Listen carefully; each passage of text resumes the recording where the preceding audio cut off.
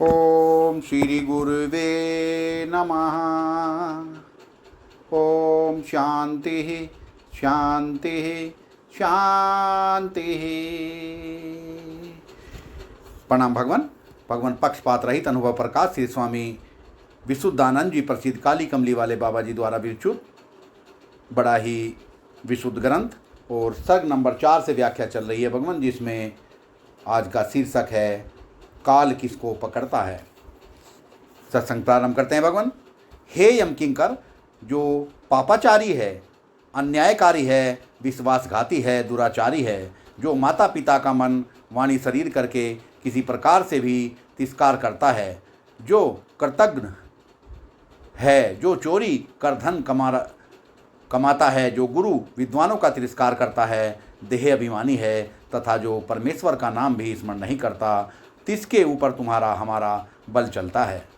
तिसको तुम दुख दे सकते हो, जैसे लोकविषय राजा और राजा के सिपाही अन्यायकारी अर्थात जुल्मी को ही दुख दे सकते हैं। जो भला मनुष्य सराफ अपने रास्ते में ही आता जाता है, तिसको राजा व राज सिपाही कोई भी दुख नहीं दे सकते। उल्टा जहाँ धर्म का काम पड़े तहाँ तिनकी गवाही मंजूर की जाती है। इससे हे यम किंकर, तू और मैं किसी को भी दुख सुख नहीं दे सकते। अपने शुभ अशुभ कर्तव्य करके ही जीव दुख पाते हैं। इससे अभिमान मत कर कि मैं दुख देता हूँ। हे यम किंकर, तूने जो कहा था कि मैं प्राणी को लेने जाता हूँ, ले भी आता हूँ, परंतु उसका रूप नहीं जानता कि क्या वस्तु है।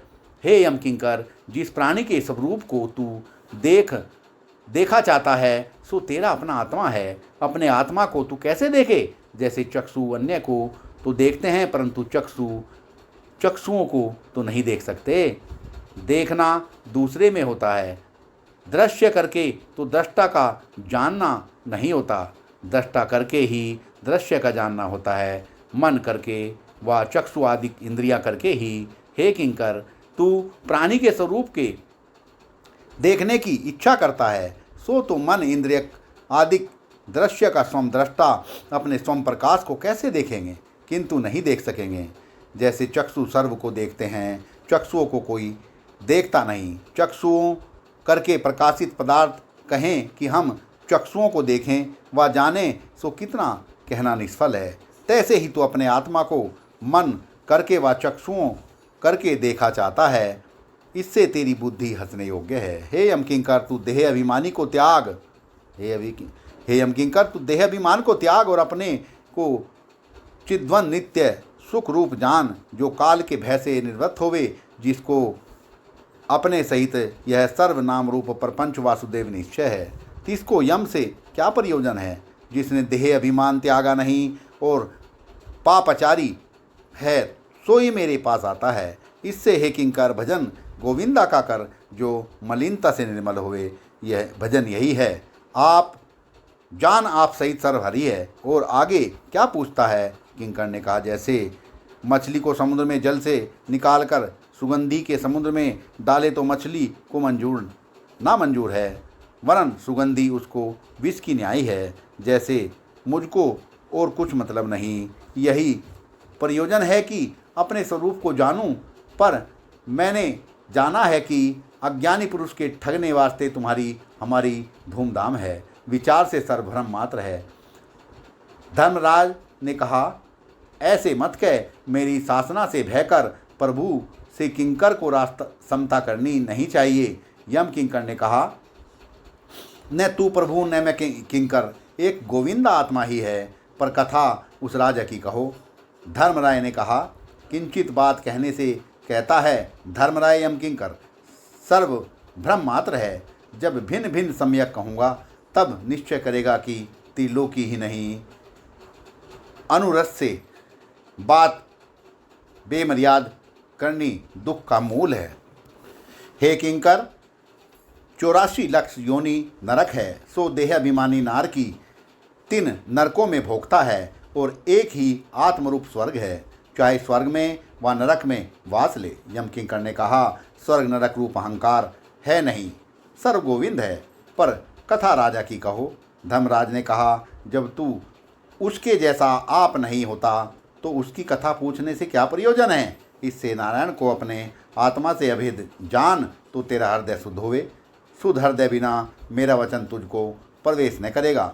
हे किंकर, तू आप न विचारेगा तब ब्रह्मा विष्णु शिव भी तुझको उपदेश करें तो भी कुछ गुण न होगा। इस कारण देह अभिमान को त्याग और सत्य प्रतीत कर की बिना आत्मा और कुछ नहीं है। हे किंकर, गोविंद तो जगत की उत्पत्ति, पालना, संहार, विकार स्वभाव वाला है और तेरा स्वरूप आत्मा निर्विकार शुद्ध है।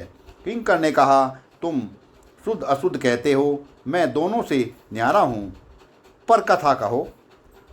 धर्मराज ने कहा, सुन। काल पाकर पुण्य राजा के अंतःकरण में विष्णु के दर्शन की अभिप्रीति हुई। सो भक्त वत्सल ईश्वर विष्णु तत्काल राजा के अंतःपुरवी से प्रकट हुआ। राजा देखकर प्रेम में मग्न होकर स्तुति करने लगा। हे विष्णु, मैं कुछ नहीं, जो कुछ है सो तू ही है, मध्य में भी तू ही है, अंत में भी तू ही है। विष्णु ने कहा, जब सर्व मैं ही हूँ तो तू नहीं, तब तूने कैसे जाना कि सर्व विष्णु तू ही है। आपा अहंकार बिना यह जानना नहीं होता। राजा ने कहा, जो कहता हूँ सो अविद्या से कहता हूँ। तेरे मिलाप से आपा अहंकार नहीं रहा, जैसे अग्नि के संग से काष्ठ का आकार नहीं रहता।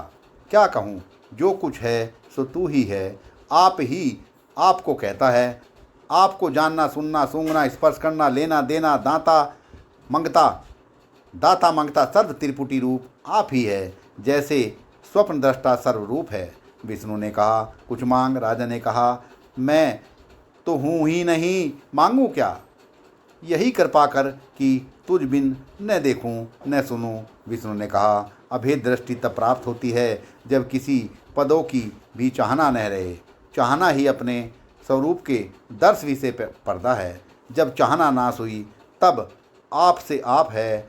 चाहना के दूर करने को शास्त्र कर्तव्य कहता है। कोई अपने स्वरूप अर्थात कामना दर्शन में कर्तव्य नहीं कहता, जैसे बादल के दूर करने का ही कर्तव्य है। सूर्य दर्शन में कोई कर्तव्य नहीं। सत्संग को विराम देते हैं भगवान। प्रणाम भगवान।